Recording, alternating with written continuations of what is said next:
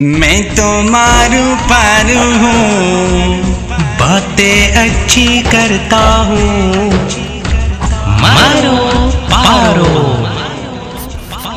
السلام علیکم دوستو، ہمیشہ کی طرح مارو پارو کارٹونز آپ کے لیے لائے ہیں بہترین سٹوری جس کا عنوان ہے یہودی بندر کیسے بنے۔ سنیے اور دیکھیے مارو پارو۔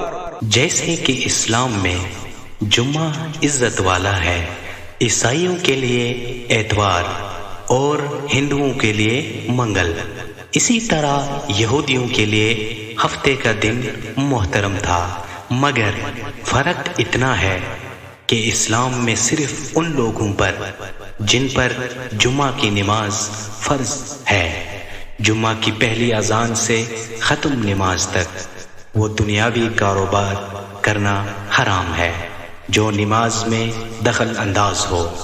عورتیں، بچے، مسافر اور بیمار لوگ اس حکم سے علیحدہ ہے کیونکہ ان پر جمعہ فرض نہیں ہے، لیکن یہودی اور عیسائیوں کے ہاں ان سارے دنوں میں دنیاوی کاروبار حرام تھے اور خاص کر شکار کرنا سخت جرم۔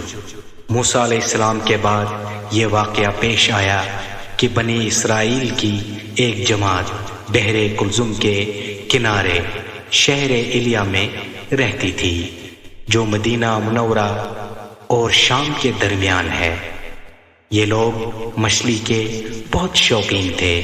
رب کی شان یہ کہ ہر ہفتہ اس دریا میں بے شمار مچھلیاں نمودار ہوتی تھی، یا تو ان کے امتحان کے لیے یا اس مچھلی کے زیارت کے لیے جس کے پیٹ میں حضرت یونس علیہ السلام رہتے تھے۔ باقی دنوں میں سب مچھلیاں غائب ہو جاتی تھی۔ ان کے منہ میں پانی بھر آیا اور سوچنے لگے کہ کسی تدبیر سے ان کا شکار کرنا چاہیے جس سے شکار بھی ہو جائے اور ہفتے کے دن کی بے حرمتی بھی نہ ہو۔ آخر ان عقل مندوں نے یہ حلیہ سوچا کہ دریا کے ارد گرد بہت سے گہرے غار کھود دیے اور دریا سے اس غار تک نالیاں بنا دی۔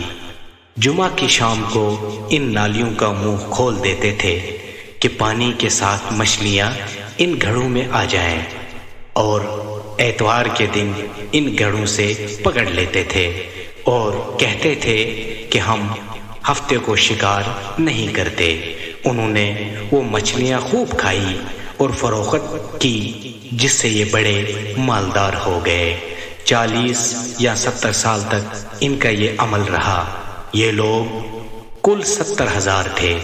ان کی 3 جماعتیں بن گئی، ایک تو شکار کرنے والوں کی، دوسری اس سے منع کرنے والوں کی، اور تیسری خاموش رہنے والوں کی۔ یہ لوگ کل 12,000 تھے۔ باقی سب شکاری۔ جب شکاریوں نے ان کی نصیحت نہ مانی تو انہوں نے اپنے اور ان کے درمیان ایک دیوار بنا کر شہر کے 2 حصے بنا دیے اور کہا کہ ہم ان کے ساتھ نہ رہیں گے کہ ہم پر عذاب نہ آ جائے۔ یہاں تک کہ داؤد علیہ السلام کا زمانہ آ گیا۔ آپ نے ان کو شکار کرنے سے منع کیا اور فرمایا کہ اے بیوقوفو، قید کرنا ہی تو شکار ہے۔ جیسے کوئی ہرن کو جال میں پھانس لے، اس نے شکار کر لیا، کھایا یا نہ کھایا، اور کھائے تو آج ہی کھائے یا کبھی دوسرے وقت۔ غرض یہ کہ ہفتے کے دن تمہیں شکار کی ممانت ہے، نہ کہ فقط ہاتھ میں پکڑنے کی یا کھانے کی۔ اس سے باز آ جاؤ ورنہ عذاب میں گرفتار ہو جاؤ گے۔ شکاریوں نے کہا کہ ہم تو بہت عرصے سے یہ کام کر رہے ہیں، اگر یہ برا ہوتا تو اب تک ہم کو امن کیوں ملتا؟ تب داؤد علیہ السلام نے یہ دعا فرمائی جس سے رب کا غضب آ گیا اور رات میں یہ سب کے سب بندر بن گئے۔ ان کی عقل و ہوس تو باقی رہی مگر ان کی قوت گویا جاتی رہی اور جسموں سے سخت بدبو نکلنے لگی صبح کے وقت اس محلے کو لوگوں نے دیکھا کہ نہ تو اس محلے سے کوئی آدمی آتا ہے اور نہ کوئی آواز، نہ کوئی دھواں وغیرہ نکلتا ہے، تو یہ دیواروں پر چڑھ کر ان کے گھروں میں داخل ہو گئے۔ وہ بندر ان کو دیکھ کر ان کی طرف دوڑے اور ان کے قدموں سے لپٹنے لگے اور ان کے کپڑے سونگھتے اور روتے تھے۔ ان لوگوں نے کہا کہ کیا ہم نے تمہیں شکار کرنے سے منع نہ کیا تھا؟ ہلاک کر دیے گئے، نہ کوئی باقی بچا اور نہ ان کی نسل چلی۔ لوگوں میں یہ مشہور ہے کہ موجودہ بندر انہی کی نسل میں سے ہے، لیکن یہ غلط ہے۔